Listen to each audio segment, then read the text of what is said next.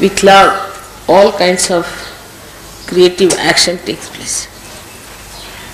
You see how Raulbai has love for me. And in this place, you all also got new ideas of creating a beautiful thing. And as love will increase, your creativity will develop. So the basis of all creativity of Saraswati is love. If there is no love, there is no creativity. It's even in the deeper sense. If you see, people who have created all the scientific things are also out of love for the masses, not for themselves. Nobody has produced anything for themselves. If they make something for themselves, it has to become for universal use, otherwise it has no meaning. Even if you say atom bomb and all these things are created from science, they are also very protective. If they had not created those, people would not have taken out their minds from war. Now nobody can think of having a big war. Of course they are having own wars, but that also will gradually stop when they will be fed up of it. So all the activity on the right hand side of Saraswati basically has to end up in love, starts with love and ends up in love. Whichever does not end up in love coils up and finishes up. It just disappears. So you can see that even matter which is not used for love just finishes. The basis has to be love. Otherwise all such matter that we create, which has angularity, which is not fitting into the mass media, which is not appealing to the masses. Of course it takes time. We have seen that it takes time. But it has that tendency always to disappear in the thin air as soon as you find it does not appeal to the masses. Now this love that we talk of, this great love of God we talk of, we know that it for definite through vibrations. People do not have vibrations, but still they can feel the vibrations in a very unconscious way. All the great paintings of the world have vibrations. All the great creative works of the world have vibrations. Only those who have vibrations have been sustained by time. Otherwise all other things are destroyed. There must have been monuments and horrible statues and horrible things that have been created long time back, but were all destroyed by nature and they could not stand the impact of the Kala, that is the destructive power of time. So all that is sustaining, all that is nurturing, all that is ennobling comes from this sense of love which is within us, very much developed, but within others also who are not yet realized. Ultimately the whole world has to realize that one has to go to that ultimate love of God, otherwise it has no meaning. Now you have seen in art, people have taken to other methods of appealing to people by using cheap things and very vulgar things, just to make people think that this is art. But this will all disappear. It cannot sustain the impact of the time, as I told you. It cannot, because the time will kill it. All these things have to disappear. And already you can see the result, how things are changing everywhere, even in the West. So there is no need to be so much disappointed with the West and to say that the Western world is a wasteland. It is going to be alright and it has to be done. Especially it has done a lot of puja of Saraswati, I should say, in the West. Much more that they have done in India, because they have gone to learning, they have tried to find out so many things. But only thing they forgot that it is a goddess of learning. Everything comes from the goddess, that's what they've forgotten. And that's why all the problems have been created. If there is no spirit in your learning, if there is no source of the goddess in your learning, then it is absolutely useless. If they had realized that there is the spirit that is working it out, they would not have gone that far. And that's what I was warning the Indians all through, that you are now taking to industrial revolution in a way. And to avoid all the complications of industrial revolution, you must try to know the spirit. If you do not know the spirit, you will have the same problems as these people had, because they are also human beings, you are also human beings. You will go the same way, at random you will run, and there will be problems, the same problems as the Western people have suffered. Now, Saraswati's blessings are so many that one cannot describe in such a short time. And the Surya has given us so many powers that it is impossible to tell them even in one lecture, even in 10 lectures. But how we go against Surya and how we go against La Saraswati while doing the worship of Saraswati is to be seen very clearly within ourselves. For example, the Western people are very fond of Surya because they have no Surya with them. But they go too far with it, as you know, and create complications within themselves of Surya. But the main thing that one has to achieve through Surya is the light within. Is the light within.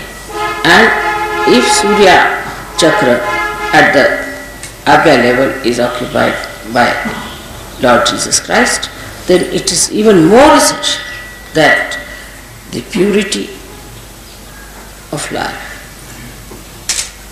what we call niti, is the morality of life. The morality itself has become very much sort of an argument in the West. People don't have any sense of absolute morality. On vibrations, of course, you know. But they have gone all against it. Those who are the worshippers of Jesus, those who are the worshippers of the Surya, of the Saraswati, have all gone against the powers of Surya, just disobeying it. Because you cannot be a Surya if you do not have a proper sense of morality and holiness. The Surya itself brings light. You see everything clearly. So many qualities Surya has got. It dries up everything that is wet, dirty, filthy. It dries up all these places which create parasites. But so many parasites are created in the West. Not only parasites, but there are horrible cuts and horrible things which have come into those countries which is supposed to be full of light. And in that darkness they exist. Darkness about their spirit, darkness about their own knowledge, and darkness about love. These three things have taken over in the places where you are supposed to love light.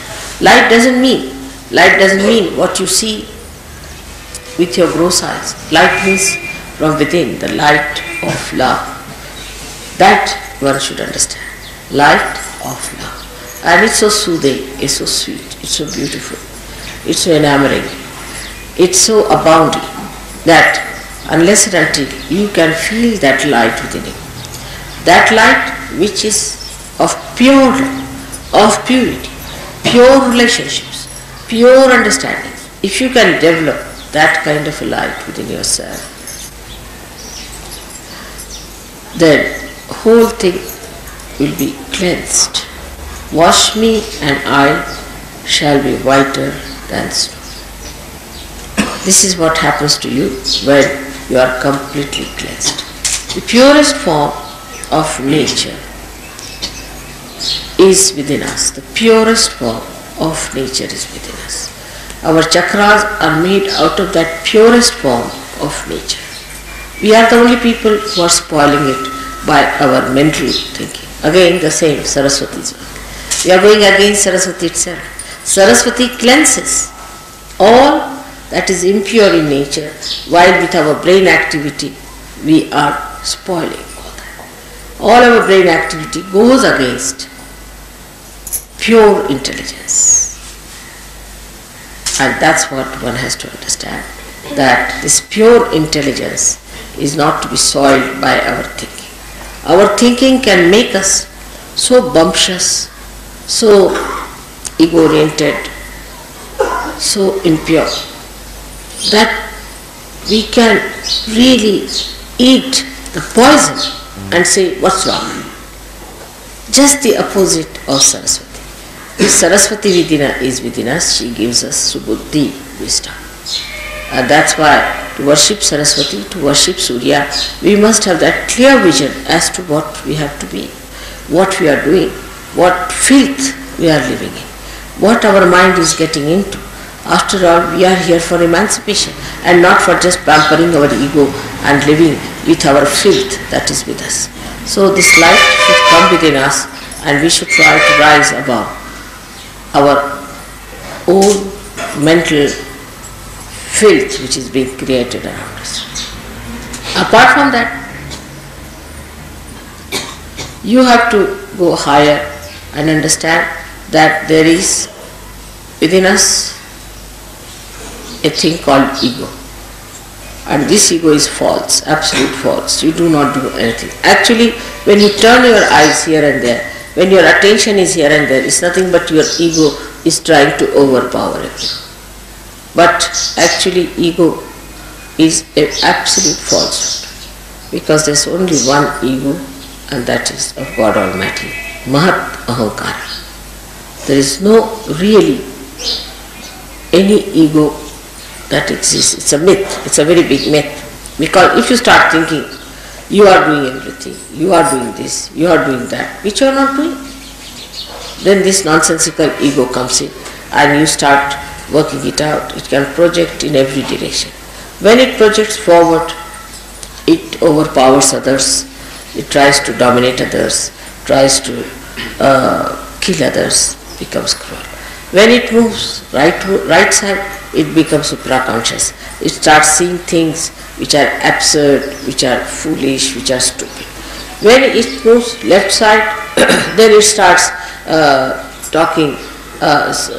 seeing things yourself as a big man, as a big Christ, or as a big Devi, or something. They are Adi Gurus and I am very great personality. That's left side. When it moves backwards, that's the dangerous one. When people become gurus which are ruining other people. When the ego moves backwards, then they become gurus. They themselves have lots of defects in themselves and they try to pull people into those horrible stuff which is described as absolute narka. That's how is the movement of ego on all the sides. Now when people try to use their right vishuddhi, that is to talk about themselves, is the worst of all. Whatever type of ego you may have, if you start boasting about it and talking about it, that it encircles, thickens the walls of ego so much that it is impossible to penetrate into that, because that such a person is completely satisfied with himself and he believes that he is true. And once he starts believing into a nonsense like that, is an impossibility. It's an impossibility to penetrate. So when you boast about these things or you talk big, be careful. You see, you know what I am, but how many times do I say I am that? Even if I say once, it makes tremendous vibrations for you. But how many times do I say so? At the most, if you say something, I say, yes, but I don't say that. If I say it loudly, I don't know what may happen, the whole thing might be blasted with me. So one has to understand that Mahat Ahankara is the one that acts, that works, that really. Sometimes I shout at you, immediately all the bhoots run away. Just once I shout. Yesterday you saw all the bhoots that were coughing, they all ran. Yesterday just I stopped. So you should understand that now as you are realized souls, you can also do the soul. Use your right vishuddhi to shout at yourself. Now will you please stop boasting? Will you stop talking all this nonsense? Will you stop showing off? Then it will stop. Now this thickening takes place by people who really are active, who want to do something about it. Not that they are not active, they want to do it. But they know only one way is to act through talking. They don't understand that there are inner ways by which you control it much more. Because they don't want to take to that, they take to this talking. And once they take to talking and they talk about it, the whole power flows up. But if they do not talk about it and keep it within themselves, it's all right, you can tell me about your experiences or anything, but if you start telling others, by talking about it too much, then the powers that you have got will be all disappearing gradually. And you will just come down to absolutely lowest level. So one should not too much talk that I have this power, or I see this, or I do this, which is a very wrong thing. I warn you, don't try to show off. You can talk about my powers, it's all right. But don't try to talk about your powers. When it comes, of course, to talk to somebody who is a negative person, or to tell somebody, then you should say that we, not I, we have, some of us have felt this power within us. We have seen people. It may be you only, but you need not say I have. What you have to say, we. Then you become the Mahat Ahankara. When you say we, yes, some of us, we do. Like in Gregor's book also, I saw to it that he should not have many I's, but he should have we. We think, we do, we. Means the whole collective being, the whole collective organism, living organism of Sahaja. So you should say, yes, some of us have got. That means you put yourself down, but put all others above you. Say, yes, some of us have, I know some people have this. That's the way one should do it. Because if you have to overpower your ego, you must allow it to spread into everybody else. That's how you will make it perfectly alright. Make it spread. We all Sahajogis. We all. But that pride is not there. I have seen that pride is not there. Still it is very individualistic. If you start thinking we Sahajogis, then what happens? That you become one person, one organization. But the person will look down upon other people. Will see that this person is low, that person is high, that person is there. But he will not think, we the Sahajogis, how beautiful we are. We, the body of Sahaja, how beautiful we are. So always think in the words of we. So your ego will become much less, much less, much less. And the same ego which looked so funny and absurd will form tomorrow the Ekadashi. Today's individual ego will merge into Ekadashi. But we all must remember to say we all the time. This is what is today's day is great day for us to change, because the sun has changed its mood now. Sun is coming this side. So let us welcome the sun coming the north now, this way. And for Australians to say that though the sun has gone, let us establish the sun, the domain of sun within ourselves. Because sun never disappears from our inside.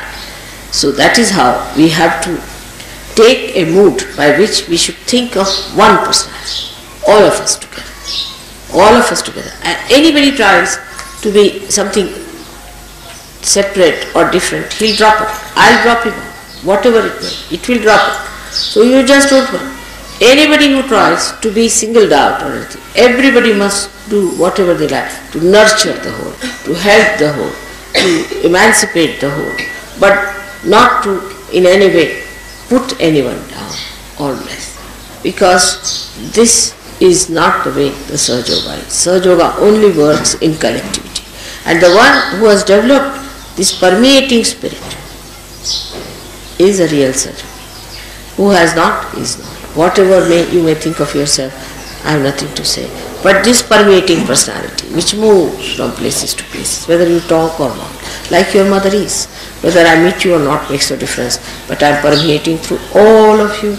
By little things also I am there with you. So like that, try to permeate into each other and see the beauty, and you will enjoy yourself the best, because that is the biggest thing. That's the biggest thing that is to be achieved. Because this ego, makes you like a nutshell, and you just cannot have a rapport with that beauty of permeation. And just see how the notes move into each other. It will be a great idea today. It's a great thing today we have having puja Dhulia. Like the Dhulia means the dust. And one day I had written in childhood a poem, I remember. A very interesting poem it was. I don't know where it's lost, but we said that I want to be like now like a dust particle which moves with the wind. It goes everywhere. Can go sit on the head of a king, or can go and fall at the feet of someone. It can go and sit on a little flower, and it can go and sit everywhere. But I want to be a particle of dust that is fragrant, that is nourishing, that is enlightening. Like that. I had written a very beautiful poem when I must have been about 7 years of age, I remember, to be a dust particle. I remember that very clearly, long time back, that I should be a dust particle so that I will permeate into people, which is a very big thing to become a dust particle of that kind. To that whatever you touch, you see, that becomes enlivened. Whatever you just feel, that has fragrance. It's such a great thing to be like that. And that was my desire, and it has been achieved. At that young age, I had this idea of becoming a dust particle, and today just while talking to you, I remembered that I wanted to be that, and that is what this place is. And Raulbe is like that. She's a very simple woman, and she lives like a very simple person, but she has a sense of permeation. And now there are so many Sahajogis yesterday who came. I am sure they will take it up, Sahajoga, very well. There are lots of Sahajogis from Dhulia now, and I am sure there are going to be more people. I hope you have met all of them. Make friends with all of them. Try to know them, who they are. They may not know English, so get somebody to translate. Talk to them and be nice to them. Be friendly with them. I want you to meet them for permeation. You should know who are the people here, who are in Nasi, because somehow we never meet the Sahajogis, you see, who are in that particular place. And when we go back, we have only 1 or 2 addresses. It's not a good idea. Try to see how many people there are. Ask about their questions about them and all that. This permeation is only possible when your ego starts permeating all around. This is the way to overcome the problems of the right side, and that is how to worship Saraswati. Because Saraswati has a veena in her hand, and that veena is the primordial instrument which she plays, like music. And the music penetrates into the heart. You don't know how it goes into you and how it works out. And that's how a person who is a Sahajogi should permeate like music into everything. She has so many qualities, as I told you, it cannot be described in one lecture. But one of the greatest quality of hers is that she ends up into subtler things. Like the Mother Earth will end up into fragrance. Music will enter into melodies. Like that, whatever she creates ends up into something greater. Matter, whatever she produces, ends up into aesthetics. If matter does not have aesthetics, then it is gross. Like that, everything. Now, you will say, what is water? Water becomes the river Ganges. These are the subtler. So, the matter gets into subtler things because it has to permeate. It has to permeate. So, everything, whatever it is, and the best of all is the air. That air becomes the vibrations. So you can see how whatever has come out from this matter, from these 5 elements, becomes that subtle thing. Of course, the left side and right side both work it out, because the love has to work on this, and when love acts on matter, it becomes. And that is how one has to look at your own lives to make it a beautiful combination of love and matter. May God bless you. आता धुळ्याच्या सहयोगांसाठी असं सांगायचं आहे की आता बरेच लोक काल पार झालेले दिसले, आणखी थोडं सिरियसली पण सहयोगात येत आहेत असं वाटलं. तेव्हा धुळ्याच्या लोकांनी मात्र काळजी घ्यायला पाहिजे. राहुलबाईंनी पुष्कळ मेहनत केलेली आहे. त्यांचं घर इथे आहे, तुम्हाला माहिती आहे. तिथे सगळ्यांनी रविवारी सकाळी अगदी व्यवस्थितपणे ध्यान हे केलं पाहिजे.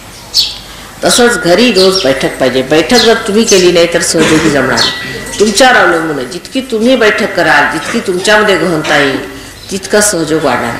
जर तुम्ही स्वतः मेहनत नाही केली तर सहयोग वाढणार नाही आणि तुम्हाला सहयोगाचा काही लाभ होणार. म्हणून रोज अगदी न चुकता सकाळ संध्याकाळ बैठक ही पाहिजे. सकाळी जरी थोडा वेळ असला तरी संध्याकाळी व्यवस्थित आरामात बैठक पाहिजे. हळूहळू तुम्हाला आश्चर्य वाटेल, तुमच्याजवळ पुष्कळ टाईम वाचू लागेल. कारण बाकीचं तुम्हाला काही आवडणारच नाही. इकडे जायचं तिकडे जायचं, गप्पा मारायच्या, फालतूच्या गोष्टी तुम्हाला काही आवडणार नाही. नको रे ते असं उगीच्या गोष्टी करत राहतात. उगत तुम्हाला वाटते काय बघून राहिलेत सगळे बेकारचे लोक, यांना काही समजत नाही, उगीच आपला कशाला इथे वेळ घालवायचा. तेव्हा तेही सुटू. आणि त्याच्यानंतर मग तुम्हाला आश्चर्य की जसे तुम्ही जमू लागला, जसे तुम्ही मुळात जा.